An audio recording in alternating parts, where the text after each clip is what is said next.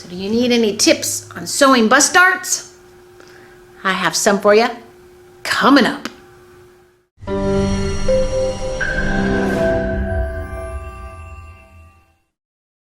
Hey, Chanel here, bringing you weekly videos to help you get better and better with your fashion sewing. So be sure to subscribe and hit the notification bell so you never miss out on a new video. So if you've been sewing a while, you've probably come across darts. You got bust darts, waist darts, contour darts, shoulder darts, skirt darts, lots of darts. So I wanted to show you, you probably come across this in any of your patterns. It's a bust dart. And darts are important when you are working with woven fabric. If you're working with knits, you're probably not coming across any darts.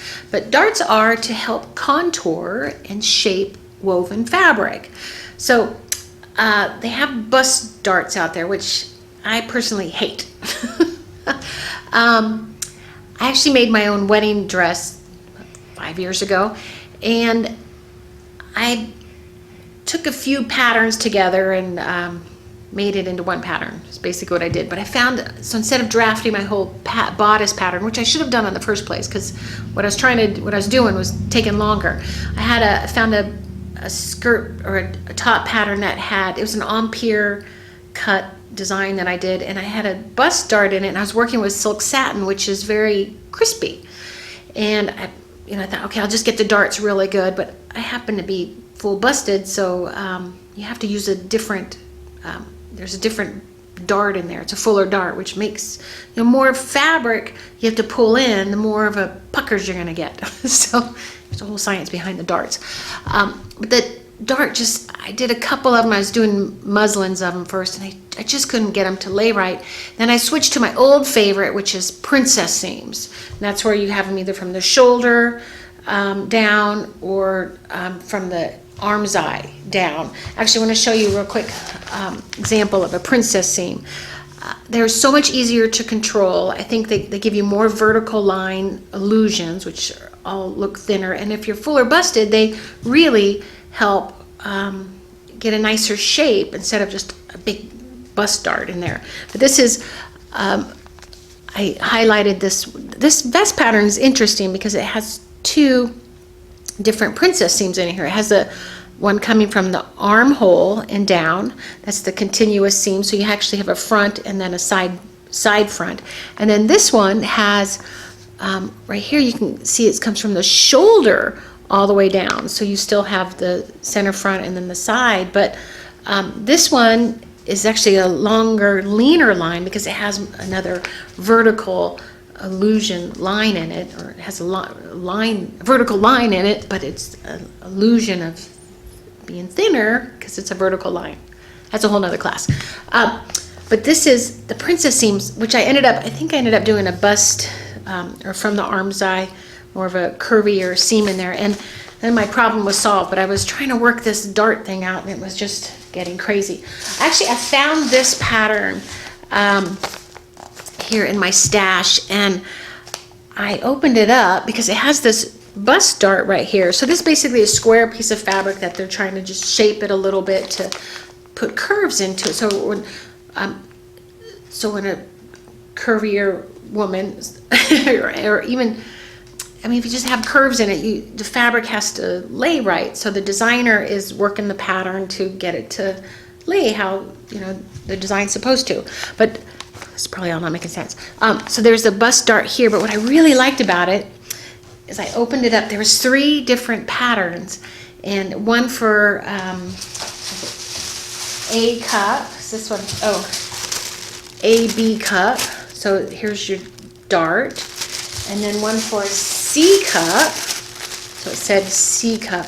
I rarely see this in patterns, so this was really great. It's a little bit wider here, and then one for a D cup right here, so a lot wider.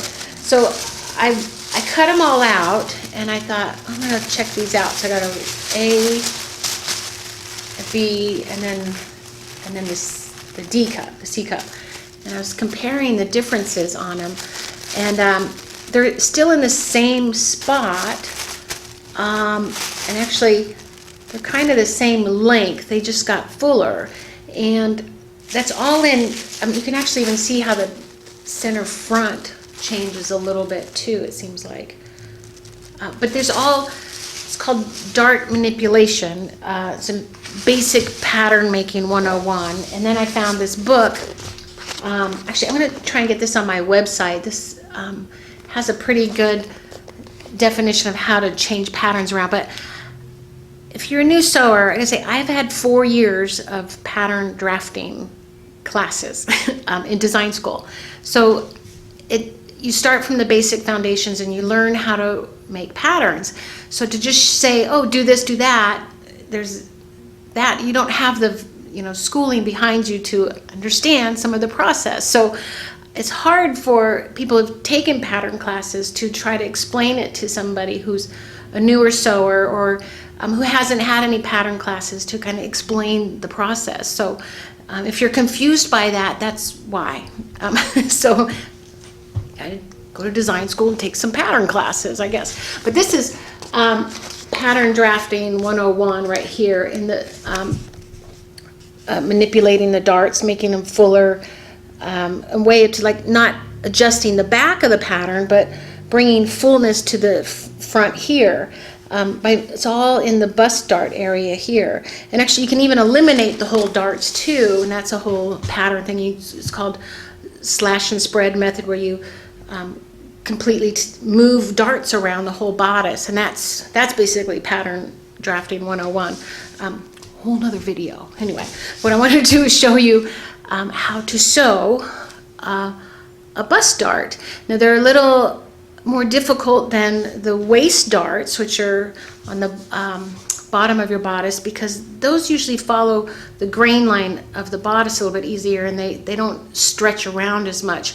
But the bust darts, they have this big chunk here, and they're folding it here, right there, and you can see if this was in woven fabric, it's probably going to stretch a little bit right there. So knowing that and knowing how to work with fabrics and stuff, just every time you do it, makes it a little bit easier. And the whole trick too with the bust dart is to not get puckers at the end or like dimples, and that's all about how you finish it off with sewing it, how it comes right to the end and you don't leave a little, it's very hard to explain. I'll show it to you on the machine. So I'm going to take you through, I have this simple pattern here. This was this pattern, which I thought was really cute, such as little camisole with the little tail on the end, but it has this smaller little bust darts right here. And so show you how to do that one, and then how to get the bigger darts here. Also, you're going to see darts. I have this picture here. The dart sometimes will come up from the side more at an angle this way. Sometimes they'll go across. You'll see them in different spots. And it's all how the designer is draping the fabric and how the fabric's reacting and where the placement of the dart ends up. I also want to show you with that one pattern here. I highlighted this part right here because I was like, all those pattern pieces for the different cup sizes are in this pattern, but it doesn't say anything. It should be on the front, like bold, because you're like, wow, because nobody reads these anymore. But it says it right here. Separate pattern pieces are included for cup sizes A/B, C, and D. That is a great bonus to a pattern, because a lot of my students really struggle with getting the bust parts fit, and they'll bring it to me and I can do them and stuff, but to explain them, they just sit there and go, what did you just do? Anyway, you're like, cut this, all that. But and I haven't done it for so long either. I can't remember a lot of stuff either, so I got to get a book out and go, oh yeah, okay, that makes sense. So I can look at it and go, oh, okay, makes sense, because 4 years of pattern making, some of the stuff stuck. Anyway, so I'm gonna get to show you how to mark these darts and to sew them, and then do them a few of them at a time. Just get some basic woven fabric, and you'll be a pro at this sooner than you know. All right, we'll start with this bodice first. the more horizontal ones a little bit smaller and a little easier to do. And what we do first is we start with clipping the dart legs, as they're called, and I think we're going to do the size 12, which is the line right here, and I'm going to go to 12 right here. So do little clips right there, not too far in, just maybe 1/4 of an inch, just small. And then you want to do, in the olden days they used the tracing markers. You'd put the carbon paper under there and then trace it, which is actually pretty good, but I actually don't like to use that stuff. So if you can even find it anymore. This is a pin I'm putting through my cardboard cutting board here. So that marks the end of the dart. And then I'm going to, just to make it a little bit easier, I'm going to do a couple other points. You could actually take this and draw it, or you can do some points like I'm going to show you. So this dart's about 5 inches long. So I'm going to, at this point here, I'm going to measure about 2.5 inches right there. And then from this other point here on the other dart leg, 2.5 inches right there. Then I'm going to put my pins at an angle right on those dots, right there. I'm going to take out my other pins. That was from cutting. And then if this is the wrong side of the fabric, I would make little marks right here. If you have it wrong sides together, I would open them up and do marks right here and on the other side, because this is just one part of the bodice. You usually have two. If this are the wrong side, you make a mark here and here, and then you would lift it up on the other side, if there's two of them, and make marks right there. So you just get little marks. Then you take your pins out, that one, and then you do a little mark right here. So now I've got 3 little dots. And then obviously if you have the second one, you put the little dot right there. So these are the friction pens. They do fade some fabrics, and it probably would fade this green, so I would be careful with this. First test them first. You can also use the invisible markers, which are great. So right here is my little dart clip right here, the dart leg clip right there. I'm just going to trace or connect dot to dot right there. And again, the little clip right there, so you can see it. I'm going to trace or connect right there. So now I have this transferred onto the fabric. Then what I like to do is put a pin through that little dot right there, and then I'm moved it this way because this is the direction I'm going to sew. I'm going to be pulling out the pins this way, and the fabric always goes to the left. So that's why I turned it this way. Always think about how you're going to take this to the machine, and it's going to be efficiently brought through the machine. So I'm going to put my pin through this little dot here, and then up through the next dot like that. I'm going to fold it right here. I'm going to get that exact, those two connected, and then put my pin up through the dart leg here. So I have these on both sides connected exactly there. And then I'm going to take another pin and I'm going to match up these two clips right here. I put a pin through here. I'm going to check that it came out right on the other line there and put a pin through it. So now I'd sew through here all the way to the little dot right here. Right here I'm going to put a little extra stitch right here, because what you want to do is sew here and sew off of the fabric there. You don't want to kind of sew, kind of in a loop. The closer you get to this part right here, the smoother your dart will be. Like that, and I'll show you at the sewing machine. I'm going to also do this next dart here. This dart is a little bit wider, and it has a little bit different angle. So again, I'm going to do the size 14 here. I'm going to pick the bigger one. This pattern is really faint. I thought this was the wrong side of the pattern until I tried to turn it over, and I discovered it wasn't. So now I'm going to, so I got the 14 in here. You want to keep all your pins on your fabric before you take this off, because you want this to be exactly right there. So you noticed I had pins.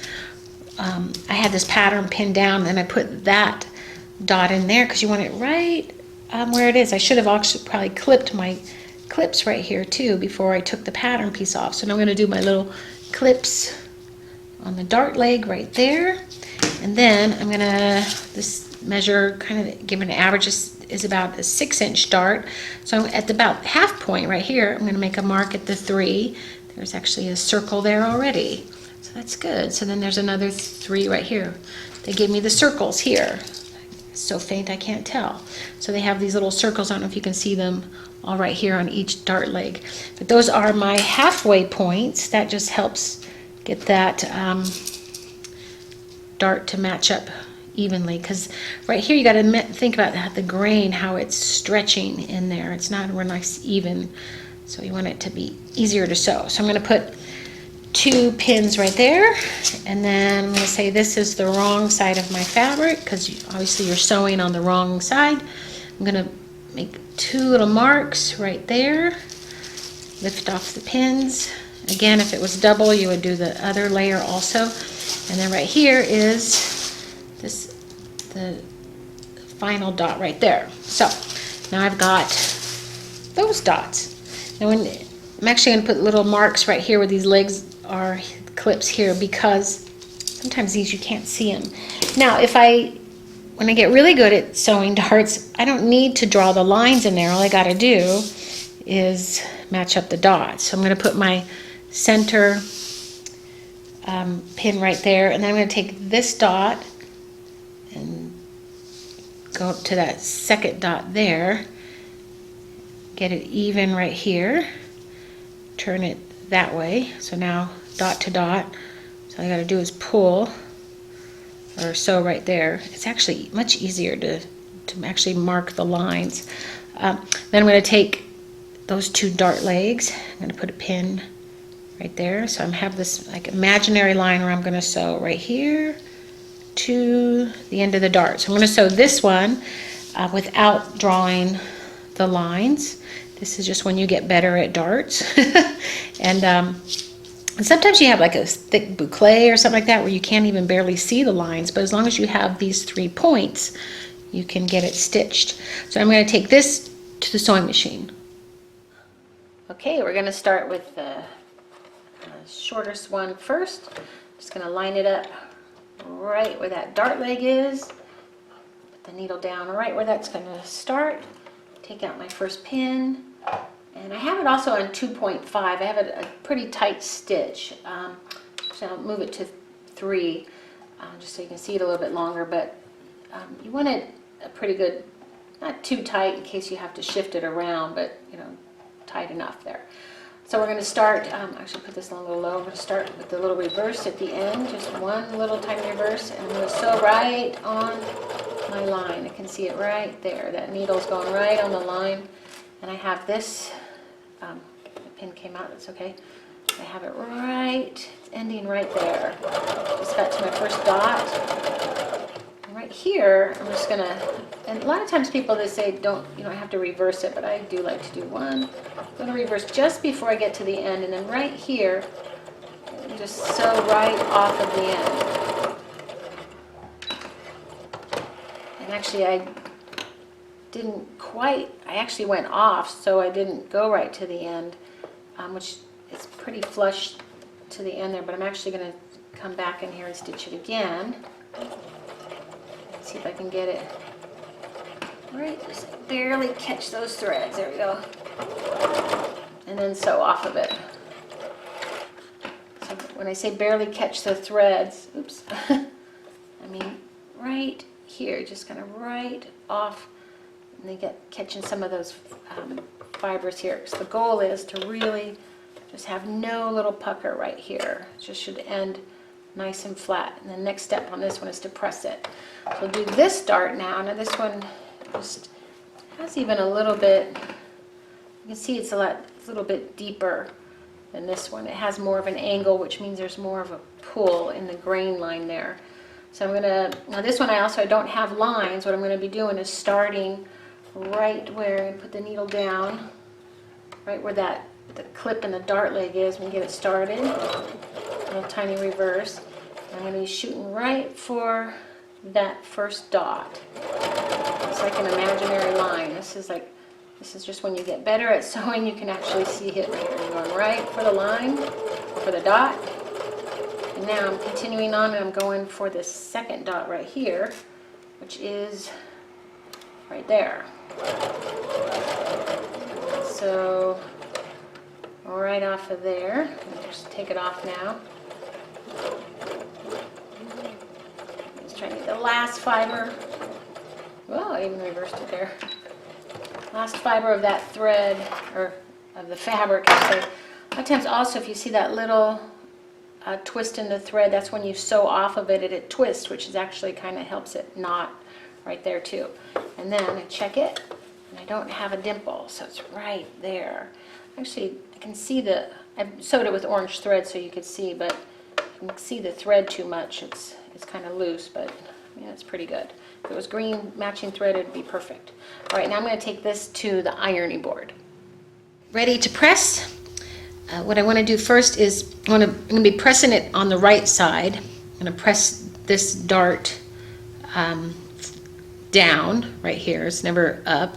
Well, it might be up if the instructions say it, but it's usually always down. I'm going to press it from this side because if I pressed it from here, I might press it here and then I get like a fold in this fabric here. And the goal is to get this to be really flat right here. So I'm just going to take it and then press it down. Not going to stretch the fabric too much. And if your fabric is delicate on the top, you'd want to use a press cloth on top of the right side of the fabric here. And then you let it cool so that this will form a nice crease right here. And you can see this is a nice just flush seam right here. And there is the dart on that one. And I'll do the next one.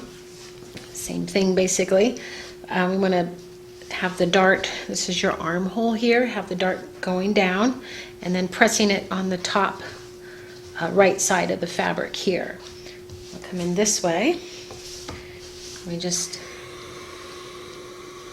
press right here, let it cool a little bit so that this crease under here gets nice and firm, and then press it down there and let it cool. You can see I have a nice, right here, nice flush, no dimple there, basically. You don't want any dimples. There's like a slight one here, but when this fits, because the reason there's a bust dart there is so that it fits really well. That's how it looks. Well, there you have it. Simple little dart, bust dart.